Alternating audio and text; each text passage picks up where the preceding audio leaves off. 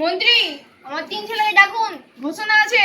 যাই তুই যা, আমি রাজামাদের মাথায় ছাদে ধরে আছি।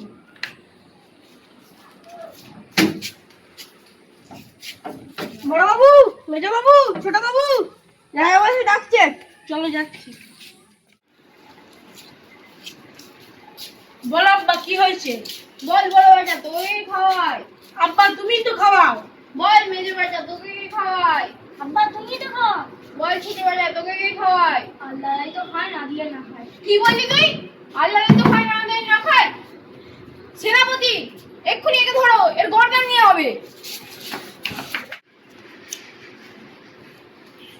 সেনাপতি, কি হলো, ওকে ধরতে পেরেছেন? না বাবু, ওই দিকে পালিয়ে গেছে। ওকে বাবু বলছেন? লজ্জা করে না? ও হচ্ছে পৃথিবীর সবথেকে খারাপ ছেলে, নোংরা ছেলে। চলুন শিকারে যাই। চলুন।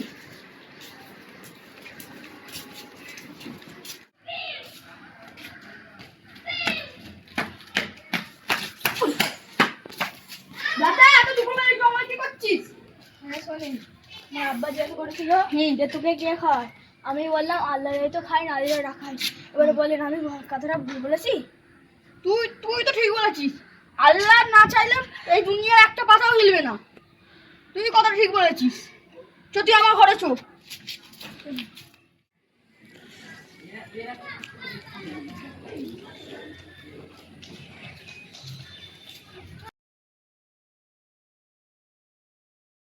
এইটাই আমার ঘর।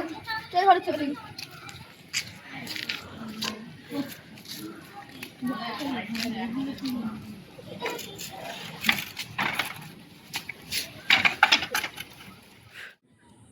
সেনাপতিগুলো সময় এলো। আল্লাহ ভাই বাঁচো, আল্লাহ ভাই বাঁচো। ওই তো একটা ঘর দেখতে পেয়েছি। ঘরে কেউ আছেন? ঘরে কেউ আছেন? ছোট ভাই তুই বই, তুই এখানে কি করছিস?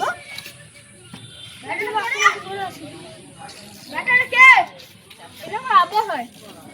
আসুন বসুন। ছোট ভাই তুই কে রে? একটা ঘটনা আছে, তুমি বসে বলছি। তাহলে শোনো। ছুটতে ছুটতে আমার সাথে একটা ব্যক্তির ধাক্কা হলো। ব্যক্তিটা জিজ্ঞাসা করলো, তুই এত দুপুরবেলায় ছুটছিস কেন? আমি কথাগুলো সব খুলে বললাম।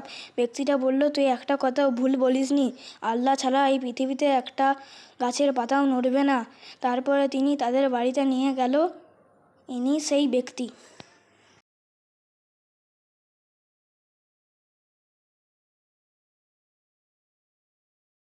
বেটা তুই ঠিকই বলেছিস রে।